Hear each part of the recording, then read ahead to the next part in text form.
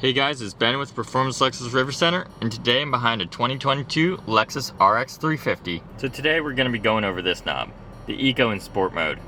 If you're not a car guy, you probably don't know exactly how it affects your vehicle, so we're going to be going over that today. So if I turn the wheel to the left, it's going to show up on the dashboard as Eco mode.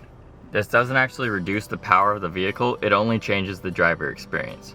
It's going to rev the engine at lower RPMs and also reduce the power of the AC.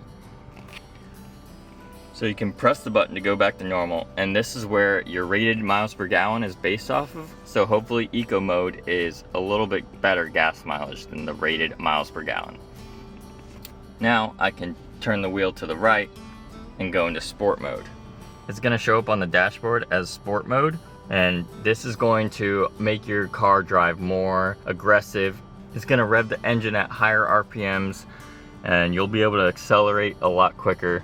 And it's going to make the driver experience faster and a lot more fun. Mechanically, it's going to have different shift points, making your car accelerate faster. You're going to have to press the gas pedal down a little less than you would in Eco mode, and it's just going to have a more aggressive feel to the drive. Your vehicle is not going to be concerned about gas mileage in Sport mode, so I wouldn't have it on long car rides or when you're running low on gas, but it is a really fun experience to drive the car in Sport mode. Well, I hope that helped you guys understand a little bit more about your Lexus and the Eco mode and Sport mode. If you have any questions, please reach out to Performance Lexus River Center.